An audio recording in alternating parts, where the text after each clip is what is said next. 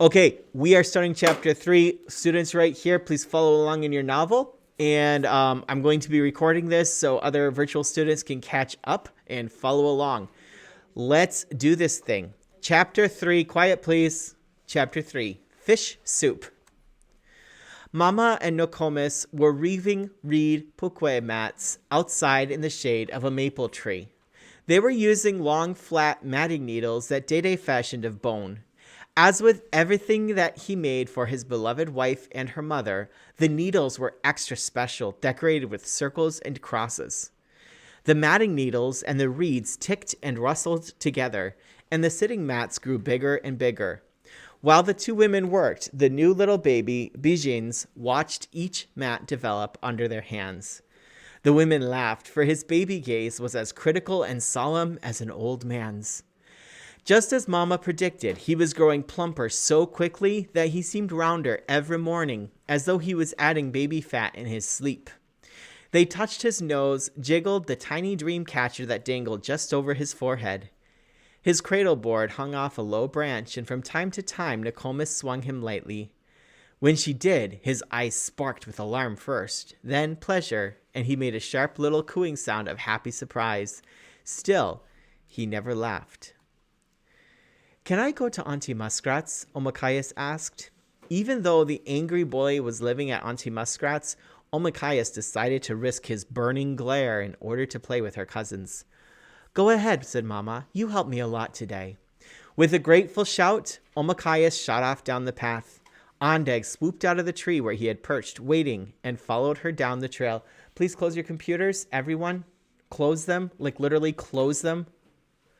Close them all the way. All the way to her cousin's house, Pinch followed her too. He stayed just out of sight, making the sounds of bear grunts as though he thought she would be afraid. Sometimes he threw a small stick at her or ran ahead beside the path, hidden by woods, to see if he could ambush her. But always, Ondeg found him out and gave a harsh, mocking call that sounded just like a laugh. From all her years of living with her brother, Omakayas was used to this. In her hand, she carried a long, thin stick of whip-like green wood. When Pinch tried to creep up behind her to frighten her, Omakayas, listening to Ondeg, turned at the exact right moment and gave him a whack with the stick. She did so without thinking, by reflex. Internet is down. Whack! Absent-mindedly, she thumped the stick about an inch from her brother's head. "Miss me!" he cried, trying to mock her, but a little warier. She'd come very close. Omakayas swung again. Life as an older sister wasn't easy. A brother like Pinch made it especially hard. Luckily, she had Ondeg, and Twilight also understood her situation perfectly, for she had to handle a sister, Little Bee, who seemed to have a special way of doing just the right thing to drive her crazy. And both Omakayas and Twilight also had to contend with their cousin Two-Strike Girl, who was difficult and even explosive. Just now, as they turned into the camp where Auntie Muskrat and her husband Albert Lepautre lived, Omakayas sniffed the air and suddenly knew what was coming. A fishy fresh soup smell greeted her. That was the good part. The not so good part was the more powerful smell of raw fish blood. The nets had been unloaded. A big catch had just come in, and there was work to do. The fish must be gutted, cut apart, and dried in the sun. Even now, Twilight, Two-Strike, Little Bee, and the angry new boy cousin, were using spruce root fibers to tie twigs together into fish drying racks. "Just in time!" Auntie Muskrat waggled her sharp knife at Omakayas, who looked around to find, of course, that Pinch had disappeared at the first sign of work. Little Bee carried the doll she had won in a little backpack tikinagun. Omakayas saw that Twilight had sewn her ribbons carefully onto the straps of her dress. They fluttered a bit, the tails touching the tops of her arms. Twilight was very neat and careful to keep the satin of her ribbons away from the fishy work. She calmly smiled, nodded at her cousin as she approached, and proceeded to expertly slice each fish down the underside of its belly. After she gutted the fish, she tossed it to her mother, who then boned it with a thin knife so sharp that their uncle used it each morning to shave the 23 hairs off his chin. Omachaias tried to contain her dismay. She gulped, sighed. There was a big pile of fish at her elbow. She'd managed to evade one set of chores only to find herself trapped at the very place where so often she found freedom. But as Omachaias had a practical nature and the soup smelled delicious and was thick with little blue-skinned potatoes from Auntie Muskrat's garden, she shrugged and set to work. She took her knife out of its sheath and on her belt. The sheath was beautifully beaded, a gift from Nokomis. Omachaias slit open a fish as long as her arm and plunged her hands into the slippery fish guts. "Miigwech, Nimise," said Twilight gratefully, calling her sister. "The sooner we finish, the sooner we can go play at our place." Two Strike, who liked anything to do with knives, jumped to the task eagerly. She was strong, her muscles were hard ropes. Her face was stubborn-chinned with a sensitive mouth. All around them, dogs from the village soon gathered. Whenever there was fish or meat to be cut up, dogs instantly appeared, as though a mysterious call went out all over the island. One dignified black dog belonged to Old Tallow even stalked in to sit companionably just outside the circle. The dogs watched every tiny movement of the girl's hands, their eyes fixed and focused. From above, Ondeg also waited. As soon as a hand paused to flip a fish scrap to the side, a mouth was there to catch it and bolt it down with a doggy gulp. Or Ondeg darted down to snatch it on the wing. The girls worked swiftly.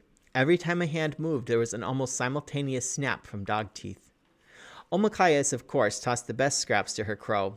Twilight had a favorite dog, a spotted one who must have had a Chimukaman missionary's dog for a father. This puppy was not light-boned and thin with long wolf legs like the other dogs in camp. He was heavier and a little odd, with one ear that stuck up and one that flopped down, and a strange mottled coat of black and red and even a little white. Twilight made sure that her favorite dog got plenty of scraps, while Omachaias and Two Strike, who liked them all the same, were careful to feed each one in turn. With all of them working, the pile of fish was soon done. Auntie Muskrat, with a comfortable swish of her wood ladle, dipped out makakun of fish soup. Then she wiped her knife clean on a leaf and sliced off long, thick pieces of that morning's bannock. They dunked the bread in the soup and used the tough bread for spoons. With the softened bannock, they polished up the last bits of soup. At last, Auntie Muskrat gave them each a special treat and sprinkled a pinch of salt carefully along each stick of soup-softened bannock. They slowly ate each bite, lingering over the salty goodness. The Mud People. After they were finished eating, the cousins left to set up their play camp. They had made a clearing next to a fascinating slough filled with swampy, thick water, mud for frogs and turtles, tiny fish for herons, and lots of weedy shallows for ducks. Usually when the air was still, the place swarmed with mosquitoes. But as there was a breeze today, there were only a few to bother them. A great gnarled willow reared up near the water, its shape excitingly monstrous. The tree looked like a big creature crawling up the bank, leaving one trailing tail root to suck up water. Omachaias and Twilight prepared their camp around the base of the tree while Little Bee helped. Two Strike made her home in the tree itself, where she could scout for enemies. She was in the tree now. Suddenly, Two Strike shouted that she saw the imaginary approach of Bwanag warriors who were really leaves and squirrels. "If you shout like that," said Twilight, standing at the base of the tree, "the enemy will know just where you are. Better to climb down, whisper in my ear, then go bash 'em dead." Two Strike scowled, knowing that her cousin had a good point. She was as irritated with her cousins for being sensible as they were irritated with her for having a loud and ferocious nature. Her behavior included what Twilight called those Two Strike ways, yelling loudly and jerking things out of people's hands and rushing impatiently here and there to fix things or hunt things down. Twilight had her own ways, though, of dealing with her cousin. "We do need a strong warrior scout right now," she said in her most convincing voice. "Someone to watch for two warriors who will try to sneak up on us. One will probably look like Pinch. The other one might look like that angry stranger Mama let into our house. Don't be fooled. They are enemies. Tell us when you see them." Omakayas looked at her cousin in admiration. With one suggestion, she had satisfied Two Strike by giving her just the important job she liked. Plus, they would now have warning when the boys approached. Also, with Two Strike at their side instead of against them, they could surely prevent the boys from trampling their camp, knocking over their pine bough shelters, spilling their water, stealing their mats, and kidnapping their children. The boys and girls were made out of reeds and corn husks. They slept on tiny mats near the fire and ate stick mud stew from off flat rocks. The children had a great many toys made of little pebbles, and they used acorn cap bowls and leaves for dishes. With Two Strike watching over them, they worked at their play with great attention. They took care of each child in turn, then set up a small lodge using thin poles and some old discarded bark from the edge of the summer camp. "Let's pretend it's night and we have to go inside," said Omakayas, admiring the little lodge. It looked so cozy that she wanted to crawl inside, but it was small. The three girls squeezed in, then reached out and dragged their children in along with them and closed the door. The hut was so small they could barely take a breath, but they sat inside anyway, proud of what they had done. Carefully, making only the smallest of cramped movements, they put their husk and reed children to bed. The girls smoothed down the leaf bed covers and sang lullabies, gently smoothing back their children's invisible hair. They touched their babies' invisible noses, kissed their mouths and cheeks. Wham! As though a tornado slammed into the hut, the girls went tumbling every which way. The bark covering flew off, bounced, and rolled into the slough. The carefully constructed roof floated into a clump of weeds. Twilight tumbled one way and Omakayas the other.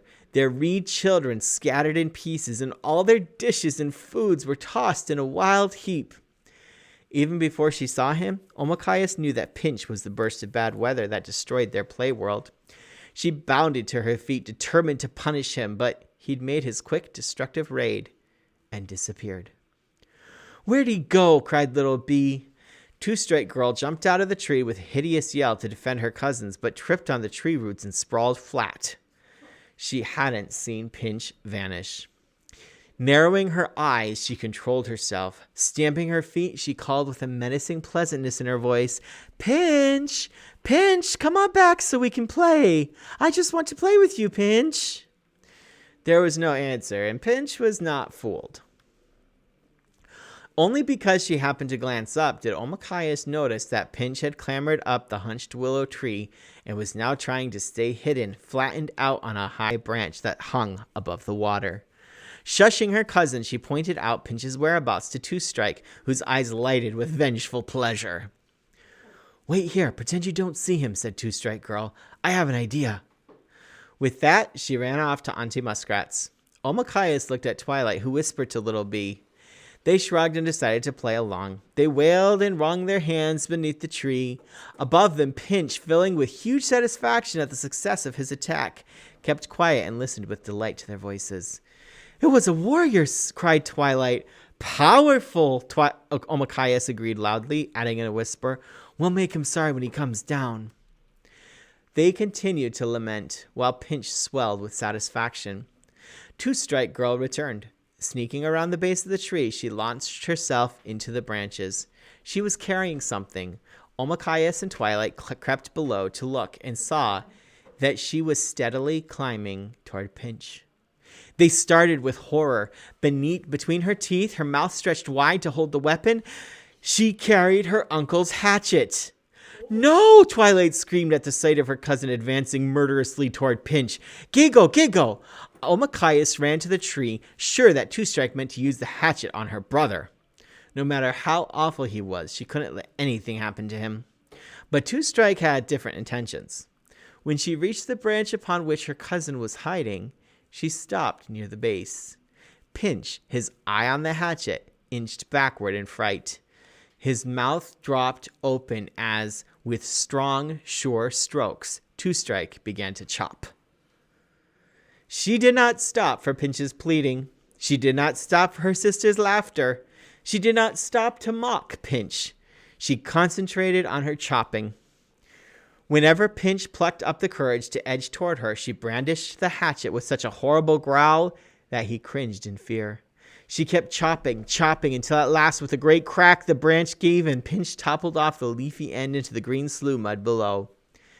He did not splash. The slimy ooze simply gulped him in.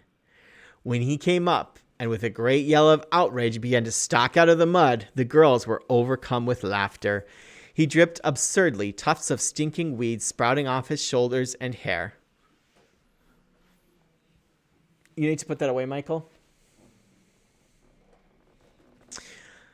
Hain! How do you say that, guys? H-I-Y-N. It's an interjection. H-I-Y-N on page 36. Pinch grabbed the one closest to him, Twilight, wrestled her quickly to the edge of the wet grime, and shoved her into the muck. He ran back for Two Strike and Little Bee. Omakayas yelled but stayed just out of her brother's reach. Fueled by muddy rage, he was irresistibly strong and quick. He managed to get into a clinch with Two Strike Girl, and a hold so fierce that neither of them could break it.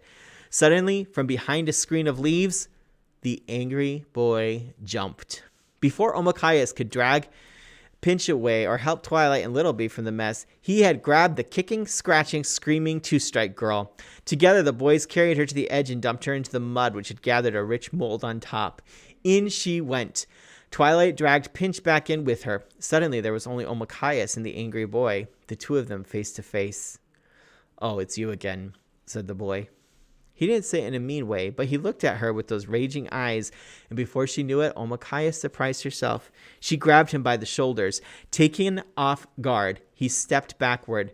Then he pushed back. They were both strong, and there's no telling who would have pushed who in first had not the ones from the slough, now completely doused with mud, jumped up and pushed the two clean ones before them, sending them flying farthest of all with one great heave. When they were all covered with the stinking mud, throwing sloppy handfuls, roiling up the sticky shore, it occurred to them that Auntie Muskrat, not to mention Yellow Kettle, would not exactly be pleased to see them when they returned home. So the mud people made their way down a path to the waters of the huge, clean lake. There, they ducked and swam until the mud was thoroughly cleaned out of their clothing. Then they chose flat, sunny rocks and lay down to dry themselves. As they did so, the boy, whose anger was doused with ridiculous mud, sat quietly next to Omakayas. He sat there so long that, finally, she began to talk to him. "Do you like it over there, Auntie Muskrats?" asked Omakayas. The boy shrugged and looked very hard at the rock, and she didn't press him for an answer. He gave one anyway, though it took a long time. "It's good, I guess. He gulped. "I miss my old home. Too many got sick back there," he said. "My mother got sick, then the Bwanag." His voice trailed off in sorrow. "But I do like it here. I want to stay in this place. I don't want to go anywhere ever again." Omakayas nodded in understanding now and was surprised herself by grabbing a rock and bashing it at the waves. She was mad at the Ogima who set Fishtail off to the west. She was furious at how her family was told to leave their island. The angry one looked at her in surprise, then took a rock too, slammed it hard at the water. "My father says we never had these kinds of problems," he said, "until the Long Knives, the Chimukamanag, came among us." Gegesa. Omakayas knew that very well. Chimukamanag. They were the source of some nice things like kettles and warm blankets and ribbons, and the source of terrible things too. Chimukamanag brought sickness. Her grandmother's medicines were useless when Chimukamanag diseases struck. Chimukamanag illnesses needed Chimukaman medicine. From her own sudden, furious reaction, she suddenly understood the fury of the angry one. The pain of losing her tiny brother to the spotted illness would always be in her heart. Anger was a way not to give in to a great sadness. Omakayas wanted to show the angry one that she understood, but didn't know how, so she just gave him another rock to smash at nothing. "Let's go back," said the boy after a while. "Maybe our auntie has some more of that soup." He was hungry, always hungry. He still could never get enough. He'd starved so badly on the long and desperate journey to this island that he would never be completely full. Okay, the next section is called The Break-Apart Girl. Everybody still awake? Michael, close your computer. Michael, close your computer. Just close it. Among the good things that the Chimukamanag had brought, there was a Chimukaman girl. Omakayas and Twilight had made friends with her. They called her the Break-Apart Girl. The next day, they decided to visit her. She lived near town. They walked to the cabin of cut boards where she lived, and as they approached, they heard the music she made on the great toothed box that she called a piano. The tinkling notes were sweet and light. They seemed to shiver on the breeze. Omakayas and Twilight stood close to the house looking at the windows and doors. Soon the girl herself appeared in a window and waved. Then she came out of the house and walked toward them, smiling, holding her skirt like a basket. As always, they saw that her dress nearly cut her in half. Her waist was so tiny that it always looked as though she were ready to snap. That's why they had named her the Break-Apart Girl. Not only did the girl's dress look painful, but her hard, shiny shoes buttoned up the sides made arrows of her feet and were useless for running. Omakayas pitied her. The Chimukaman girl couldn't run and could hardly breathe. Today, though, her face was eager. In her skirt, they saw, she carried great red fruits. Carefully, the Break-Apart Girl gave some of the fruits to Omakayas and others to Twilight. The last few she kept for herself. Nodding at the girls, she opened her mouth. Her teeth were rather small and weak-looking. Still, she took a great snapping bite from the apple. The cousins did the same, and then the three walked along to the shore of the lake. There they sat on rocks, eating the fragrant apples very slowly, catching up the apple juice that dribbled down their chins. Omakayas was the first to remove her makazinan. She took her shoes off and ran her feet through the warm sand. Twilight was next. With a look of excited intrigue, the Break-Apart Girl decided to take her shoes off too. It took a long time to undo all the buttons, but at last her feet were bare. The sight of the Break-Apart Girl's bare feet startled Omakayas, for the girl's feet were strangely shaped. The toes gnarled together and pointed, and all of them a dead, white, unhealthy-looking color. Her feet were, Omakayas was ashamed to think it, ugly. Now she knew why the mission women and the Break-Apart Girl always wore their feet covered so carefully buttoned up in strong leather. Their feet looked terrible. Omakayas felt pity once more and looked away over the dark blue waves. Soon the Break-Apart Girl was doing as Omakayas was, running her feet in and out of the sun-warmed sand. The girls decided, pointing and laughing, to test the water. Omakayas and Twilight hosted their dresses, and so did the Break-Apart Girl. Then Omakayas envied her a little. Underneath the drab color of the dress, she wore a big, ruffed skirt of shiny fabric, striped red and white just like sticks of trader's candy. It was very beautiful, and Omakayas kept trying not to stare. The girls ran into the water. Then they pranced back up the beach and buried their feet once again in the warm sand. After they all put their shoes back on, Omakayas pointed at herself. Omakayas, she said. Omayukya, said the Break-Apart Girl. They all laughed. They had tried this before and knew they couldn't say one another's names. Clarissa, said the girl, touching her chest. Gisina, said Omakayas, and Twilight laughed because it was the word people said when they walked outdoors in winter and the icy wind blasted them. Gisina, it's sure cold. When the light hit the Break-Apart Girl's eyes, blue eyes, Omakayas shivered a little, for she could not get used to their ghostly color. Omakayas pointed back toward the house full of what the Ojibwe called slave animals, the Awakanag, that lived out back of the Break-Apart Girl's house. They went to visit these odd creatures. The cows were slow, sweetly foolish. One of the strange things about the Chimukamanag was that they took the cow's milk and drank it.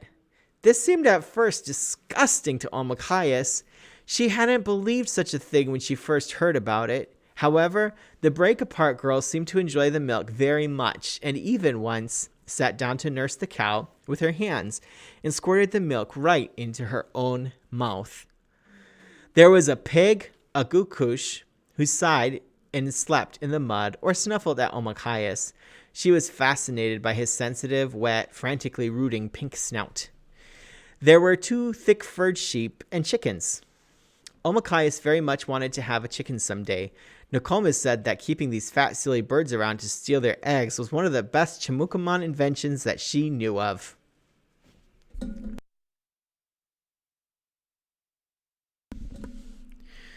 For her part, the Chimukaman girl was fascinated with Andeg, who had followed them and swooped down when he saw them eating. The girl fed the clever bird bits of apple and seemed to admire everything he did. At last, Omakayas and Twilight turned to walk home. Before they left, the break-apart girl held each of their hands. She spoke very quickly to them, insistently, in Jagana-shi-moin, the language of her people, and Omakayas and Twilight nodded politely and smiled back at her, as they always did until she was satisfied. She seemed so lonely, so desperate for them to do something. What this something was, they hadn't figured out. No matter. She was always happy to see them, and they her, although Omakayas, looking down at the girl's feet, felt very sorry for them in those knife-like hard makazinan. That's the end of chapter 3.